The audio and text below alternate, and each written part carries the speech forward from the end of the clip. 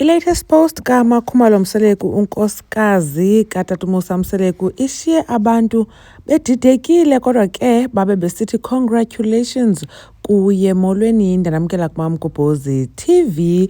Njengoba siyazi ke bethunani uMakhumalo akanayo umntana ongowakhe, nto siyaziyo ke ba ebephuncukelwa zizisu kuba ke ebeba ne-ectopic pregnancies and then ke ngoku zasekwa i-fallopian tubes zakhe, so kwathiwa angekhe akwazi ukukhulelwa ngokwakhe naturally, ngafuneka kubekho indlela ekuza kwenziwa ngazo ukuze akhulelwe. Samgqibela ke uTata Umusa Mseleku bethetha kucaba bazawukhe ke bazame. uMakhumalo wamcacisela noba kuzawufuneka angadibani namanye amakhosikazi I think for 2 weeks, wathi uTata Umusa Mseleku uzawuthetha nabo. However, wathi gxa uTata Umusa Mseleku sele emithise uSamke uMakhwela unkosikazi wakhe lo umtsha, and then ke ngoku uMakhumalo ngenxa yoba bengamamkeli uMakhwela khange sive kuthethwa ngoku ngento edibene nento ze-IVF, bebesele bexabana noTata Umusa Mseleku. So aphela ke ngoku amathemba oba bangenza into ye-IVF ngoba bekuninzi abaxabana ngako.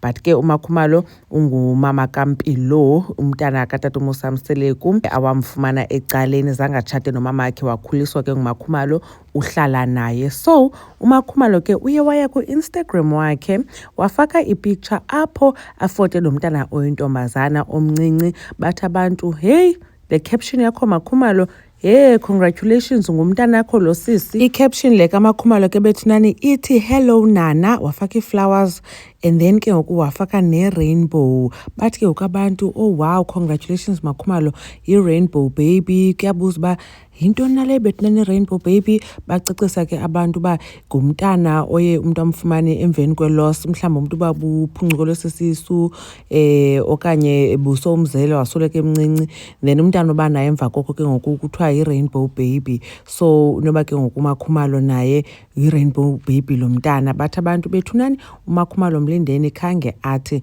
ngumntanakhe lona. Sanojumpa into conclusions. Nantsi comment section ke njengoba nanibona abantu besithi congratulations kuMakhumalo, abanye besithi kudala bemthandazela. Asiyazi ke ba ithini bethunani into yomntana, but knowing abakwaMseleku abangasoze baveze umntana kaMakhumalo ngolu hlobo, bezawuvela kwi-reality TV show yabo.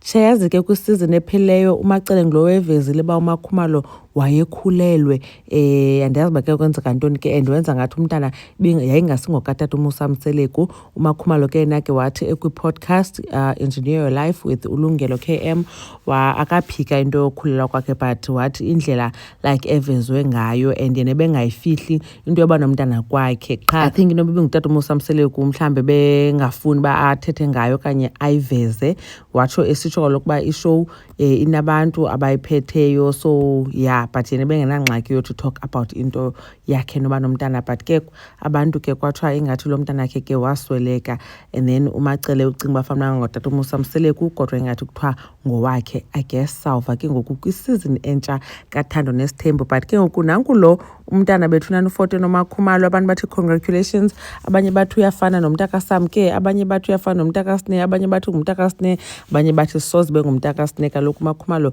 akavani noSne and siyamazi ke uNkanyezi, hayi ayinguye lo. Anyways, inkosi kakhulu betheni ngothi bukele le video. Nicinga ntoni na ngale nto abantu becingela uba ngumntana kaMakhumalo lo? NoMakhumalo ke uthulile uyabaziba kwi-comment section. uMamgobhozi uyanibona kwivideo elandelayo. Bye.